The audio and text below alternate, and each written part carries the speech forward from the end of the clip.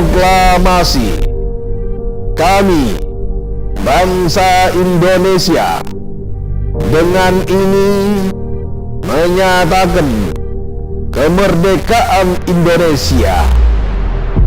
Hal-hal yang mengenai pemindahan kekuasaan dan lain-lain diselenggarakan dengan cara saksama dan dalam tempo yang sesingkat-singkatnya. Jakarta, 17 Agustus 1945. Atas nama bangsa Indonesia, Soekarno Hatta. Saudara-saudara, dalam perjuangan ini sudah tertanam persatuan di dada pemuda kita yang berjuang. Dan oleh karena itu saya harap pula daripada saudara-saudara yang ada di sini, 17 Agustus 1945. Semua orang mengenangnya sebagai Hari Proklamasi Kemerdekaan Indonesia. Di balik hari bersejarah tersebut, ada satu sosok proklamator masyhur yang punya peranan penting bagi peristiwa itu dan sejarah Indonesia secara keseluruhan. Dia adalah Muhammad Hatta. Muhammad Hatta lahir di Kota Bukit Tinggi, Sumatera Barat pada 12 Agustus 1902. Memiliki nama asli Muhammad Athar. Semasa kecil, Hatta menempuh pendidikan dasar di Sekolah Melayu Fort de Cook. Kemudian melanjutkan di ELS di Kota Padang. Bung Hatta merupakan figur yang memiliki kedisiplinan, komitmen, kesederhanaan, dan nasionalisme. Beliau bertekad untuk menunda memikirkan kehidupan pribadinya sebelum Indonesia merdeka. Dalam hal ini, komitmen perjuangan itu ia buktikan dengan baru menikah setelah Indonesia merdeka, yaitu 17 Agustus tahun 1945. Inilah bentuk komitmen mutu dari seorang pejuang bangsa. Di awal dekade 50-an, Indonesia dilanda krisis ekonomi yang begitu parah. Untuk menyelamatkan perekonomian, negara mengambil kebijakan sunering atau pemotongan nilai mata uang. Sebagai wakil presiden, Bung Hatta sangat tahu kapan kebijakan ini akan diterapkan. Tetapi, Bung Hatta merahasiakan kebijakan ini dari keluarga, sehingga istrinya sangat kecewa karena uang yang sudah lama ditabung oleh Ibu Rami Hatta untuk membeli mesin jahit tidak cukup lagi efek dari kebijakan sunering ini.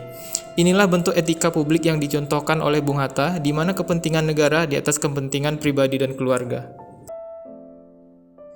Suatu hari di tahun 1972, Bung Hatta bersama istri dan anak bungsunya pergi berobat ke luar negeri. Sebagai mantan wakil presiden, Bung Hatta berhak mendapatkan fasilitas berobat di luar negeri yang biayanya ditanggung oleh negara. Setibanya kembali di Jakarta, Bung Hatta menyuruh asistennya untuk menghitung seluruh biaya yang diterima dari negara dan merinci seluruh pengeluaran. Setelah dihitung, ternyata ada kelebihan dan Bung Hatta menyuruh asistennya untuk mengembalikan uang tersebut ke kas negara. Inilah bentuk sikap anti korupsi yang dicontohkan oleh Bung Hatta, yaitu mengambil hak sesuai porsi yang kita butuhkan.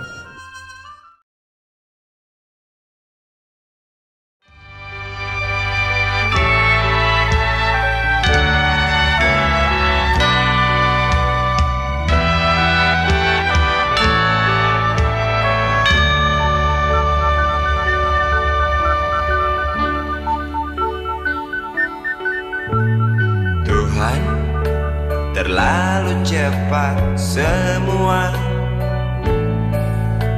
kau panggil satu-satunya yang tersisa, proklamator tercinta. Jujur, lugu dan bijaksana,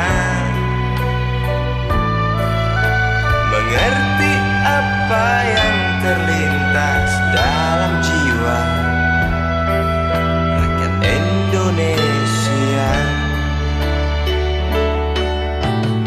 Hujan air mata dari pelosok negeri saat melepas engkau pergi. Berjuta kepala tertunduk haru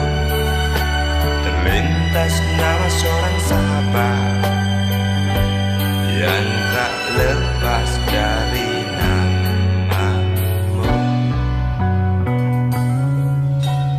Terbayang baktimu, terbayang jasamu, terbayang jelas jiwa sederhanamu, bernisan bangga, berkafan doa dari kami yang merindukan orang seperti